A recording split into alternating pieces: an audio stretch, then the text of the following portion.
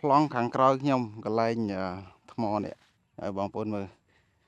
អាកន្លែងថ្មហ្នឹងខ្ញុំថតអត់ដែល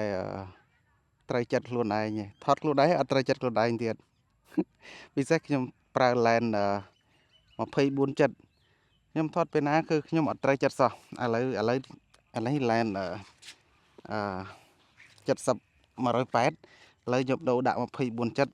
ខ្ញុំនឹងថតមួយសារទៀតនៅទីតាំងនេះជាការរៀនថតរបស់ខ្ញុំមកកន្លែងហ្នឹងហើយខ្ញុំថតអត់ពេញចិត្តនឹងរូបថតហ្នឹងខ្ញុំមកថតកន្លែងហ្នឹងមួយសារទៀតអូខេឥឡូវខ្ញុំដូរឡេនសិនអូខេឥឡូវខ្ញុំដូរដាក់24ចិត្តទៀតហើយសំខាន់មែនទែនការរៀនថតរូបថតកន្លែងហ្នឹងថតអត់ពេញចិត្តហើយមកថតភាសាទៀតឥឡូវតោះតារ៉ូ model ម្នាក់ឲ្យគាត់អង្គុយនៅទីតាំងហ្នឹងដើម្បីខ្ញុំថតឥឡូវខ្ញុំដាក់ហើយ24ចិត្តនេះខ្ញុំប្រាប់មើលគឺនៅទីតាំងនេះខ្ញុំថតអត់ដែរពេញចិត្តទេពេលដែលខ្ញុំថតនឹងឡេនមកខ្ញុំមក24ចិត្តនេះឥឡូវខ្ញុំមកថតសារថ្មីនៅទីនេះភាសាទៀតហើយនេះគាត់នៅទីនេះឥឡូវខ្ញុំសួរគាត់សួស្ដីបងអាចអង្គុយទីនោះឲ្យខ្ញុំថតពីវាប៉ោះបានទេបានទេបាននេះបងអង្គុយឡើងអង្គុយឡើង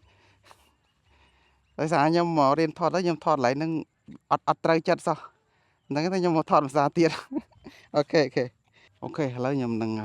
ថតយកវាយមួយមកបងងាកមកខ្ញុំតិចមកបងងាក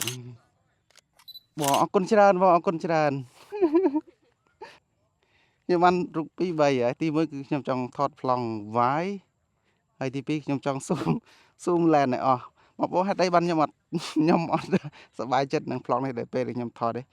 គឺខ្ញុំថតទៅឃើញ subject នោះឡងធំហើយអង្គនៅក្រោយទូចគឺខ្ញុំពិតជាអន់ចិត្តមែនទែនឥឡូវថ្ងៃនេះខ្ញុំបានរូបដែលខ្ញុំគិតថាខ្ញុំអាចយកបានគឺខ្ញុំនឹងទៅដល់ជួនកាលមើលនឹងអត់ឃើញតារូប